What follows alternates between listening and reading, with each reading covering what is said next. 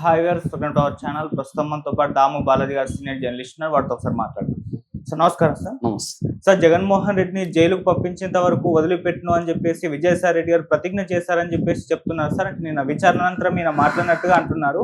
అయితే ఈ మధ్య కాలంలో మనం చూస్తున్నాం, గత కొంతకాలం నుంచి కూడా విజయసాయి రెడ్డి జగన్మోహన్ రెడ్డి గారికి అగెన్స్ట్ ఒక తిరుగుబాటు చేస్తున్నట్టుగానే కనిపిస్తుంది. మరి నిజంగా జైల్లో పెట్టించే ఛాన్స్ ఏమన్నా ఉన్నాయా? అంటే ఈ మద్య కుంభకోణానికి సంబంధించి ఆయన విచారణకు పిలుస్తున్నారు కదా, మరి దీనికి సంబంధించి మీరేం చెప్తారు సార్? నిన్న విజయసాయి రెడ్డి మరొకసారి మద్యం కుంభకోణానికి సంబంధించి సిట్ విచారణకు హాజరయ్యారు. ఆయన దాదాపు ఈవినింగ్ ఆఫ్టర్నూన్ 2 నుంచి 5 గంటల వరకు 3 గంటల సేపు ఆయన్ని సిట్ అనేక ప్రశ్నలు వేశారు, విచారించారని చెప్తున్నారు. At the same time Kasireddy Rajasekhar Reddy, Raj Kasireddy అంటారు ఆయన్ని, వాళ్ళ ఫాదర్ ఉపేందర్ రెడ్డిని కూడా నిన్న సైమల్టేనియస్ గా విచారించారు. అంటే ఈయన ఇచ్చిన ఇన్ఫర్మేషన్ ని తీసుకెళ్లి ఉపేందర్ రెడ్డిని వాళ్ళు ప్రశ్నించారు.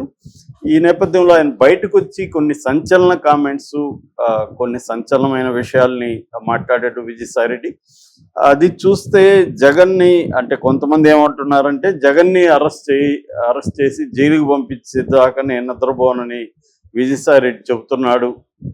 అందుకు అనుగుణంగానే ఆయన మూవ్ అవుతున్నాడు. నిన్న ఒక పేరు కూడా చెప్పాడు. అది ఏంటంటే ఈ కసిరెడ్డి వెనక బిగ్ బాస్ ఎవరో కూడా త్వరలోనే బయటకు వస్తుంది అన్నాడు.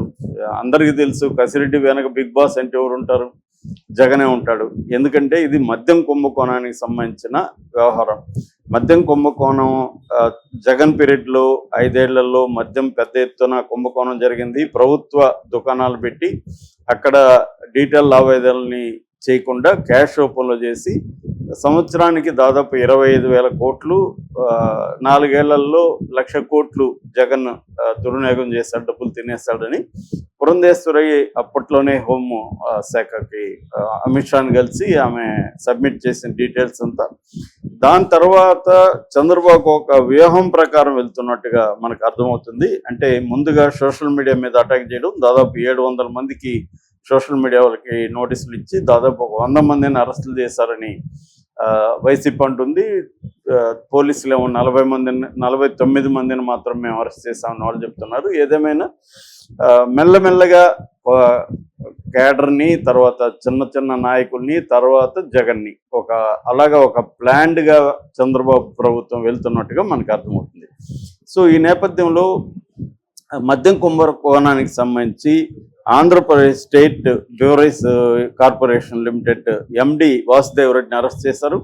దాంతోపాటు దాంట్లో పనిచేసే సత్యప్రసాద్ అనే ఒక అతన్ని అరెస్ట్ చేశారు. వీళ్ళిద్దరూ కూడా 164 సిఆర్పిసి కింద కోర్టులో వాంగ్మూలం కూడా ఇచ్చారు. ఇందులో రాజ్ కసిరెడ్డి పేరు ప్రధానంగా చెప్పారని చెప్తున్నారు. రాజ్ కసిరెడ్డి ఎవరు అంటే, రాజ్ కసిరెడ్డి అవినాష్ రెడ్డికి కో బ్రదర్ ఇన్ లా అవుతాడు. అంటే జగన్కి దగ్గర సంబంధం. అట్లాగే ఐటీకి సలహాదారుడుగా కూడా రాజ్ కసిరెడ్డి పనిచేశాడు. ఆయన బేసిక్గా ఎన్ఆర్ఐ.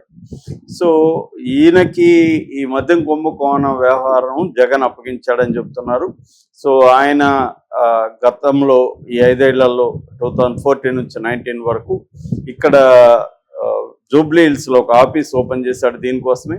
సో ఆయన ప్రధానంగా చేసింది ఏంటంటే, అంతవరకు ఉన్న ఎస్టాబ్లిష్డ్ బ్రాండ్స్, ప్రీమియం బ్రాండ్స్ని పక్కన పెట్టి జగన్ బ్రాండ్స్ పేరుతో కొన్ని బ్రాండ్స్ని దింపడం రంగంలోకి, వాళ్ళ దగ్గర కమిషన్లు తీసుకోవడం, ఎవరు ఎక్కువ కమిషన్లు ఇస్తే వాళ్ళకి సప్లై చేయడానికి ఎక్కువ కోటాని వాళ్ళకి ఇవ్వడం అనేది ఒకటి చేశాడు. అట్లాగే నాన్ డ్యూటీ పెయిడ్ లిక్కర్ అంటారు అన్నమాట, ఎన్డిపిఎల్ అంటారు, నాన్ డ్యూటీ పెయిడ్ లిక్కర్. ఆ కేటగిరీ కింద ఎక్కువ మందిని పెట్టేసి దాంట్లో ఏంటంటే ఎక్కువగా ట్యాక్స్లు పే చేయాల్సిన అవసరం లేదు, డ్యూటీస్ తక్కువ ఉంటాయి. సో ఆ కేటగిరీ కింద పెట్టి చేయడం.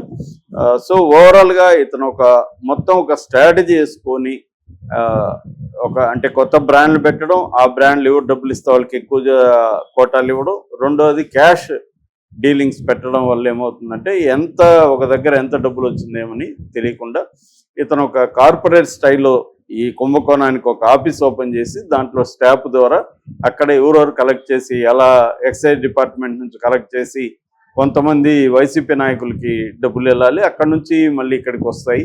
దీన్ని ఈ డబ్బుల్ని వివిధ దీంట్లో ఇన్వెస్ట్మెంట్ పెట్టడానికి కూడా ఈయన కొన్ని సంస్థలు పెట్టాడని చెప్తున్నారు. అందులో ఒకటి ఏంటంటే ఈడీ క్రియేషన్స్ లేదా ఈడీ ఎంటర్టైన్మెంట్ అనే పేరుతో వీళ్ళ కూతురు ఇషాని ఆ అమ్మాయి చూసుకుంటుంది. ఇది సినిమా ప్రొడక్షన్ సంస్థ. వీళ్ళు నిఖిల్ సిద్ధార్థతో స్పై అనే సినిమా కూడా తీశారని చెప్తున్నారు. రెండవది ఐటీ సొల్యూషన్స్ వీళ్ళ భార్య దివ్యారెడ్డి వాళ్ళ చెల్లెలు అంటున్నారు, మేఘనారెడ్డి వాళ్ళ తల్లి సుజాత రెడ్డి, వీళ్ళిద్దరూ డైరెక్టర్గా ఉంటున్న ఐటీ సొల్యూషన్స్ ద్వారా ఈ మనీ ఆర్గనైజ్ అయింది. మూడవది అరేటా హాస్పిటల్కి వీళ్ళ భార్య దివ్యారెడ్డి, వీళ్ళ బంధు విజయేందర్ రెడ్డి, తీగల విజయేందర్ రెడ్డి, వీళ్ళిద్దరూ డైరెక్టర్గా ఉంటున్నారు. రాయదుర్గంలో హాస్పిటల్ ఉంటుంది. ఈ హాస్పిటల్ ద్వారా కూడా ఈ డబ్బుల్ని వైట్గా చేయడం, అంటే బ్లాక్ మనీని తీసుకురావడం, దీన్ని వైట్గా చేయడం. దాదాపు ఎవ్రీ మంత్ మినిమం కమిషన్ రూపంలో మాత్రమే 60 crore పైన ఇతను కలెక్ట్ చేశాడని చెప్తున్నారు. దాదాపు ఇతను 3,000 నుంచి 4,000 కోట్లు ఇతను ఒక్కడే కలెక్షన్స్ చేశాడనేది ఇప్పుడు విజయసాయి రెడ్డి ఈ విషయాలన్నీ కూడా బయటపెట్టాడు. ప్రజెంట్ అయితే రాజకేశ్ రెడ్డి గత కొంతకాలంగా అజ్ఞాతంలోకి వెళ్ళిపోయాడని చెప్తున్నారు. నిన్న మాత్రం పిటిషన్ వేసినట్టుగా అర్థమవుతుంది హైకోర్టులో.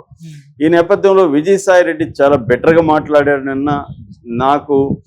నేను అధికారం వచ్చి 3 నెలలు 4 నెలలు అయ్యేంత వరకు కూడా నెంబర్ 2గా ఉన్నాను వైసీపీలో, కానీ ఆ తర్వాత 2000 స్థానానికి పడిపోయాను, అప్పటి నుంచి 2000 స్థానంలోనే ఉన్నాను అనేది ఆయన చెప్తున్నాడు. కాకపోతే వైసీపీ వాళ్ళు విమర్శించేది, ఈయన 2000 స్థానంలో ఉంటే ఈయనకెందుకు 2 సార్లు రాజ్యసభ ఇచ్చాడు, ఈయనకెందుకు ఉత్తరాంధ్ర ఇన్ఛార్జిగా ఇచ్చాడు, ఈయన అంతకుముందు కూడా ఒక రకంగా జగన్కి రైట్ ఎవరు లెఫ్ట్ ఎవరు అంటే సజ్జల ఈయన పేర్లే చెప్పేవాళ్ళు కదా. సో ఇప్పుడు మరి 5 ఏళ్ల పాటు ఈయన 2000 స్థానంలోనే ఉన్నాడని ఆయన అనుకుంటున్నాడా? మరి ఎందుకు ఉన్నాడు అట్లాంటి వ్యక్తి? ఇప్పుడు మళ్ళీ అధికారంలో వచ్చునుంటే ఈ మాట అనేవాడా ఈయన? ఇవన్నీ కూడా అంటున్నారు. నెల్లూరులో మరి ఎందుకు పోటీ చేశాడు ఎంపీగా?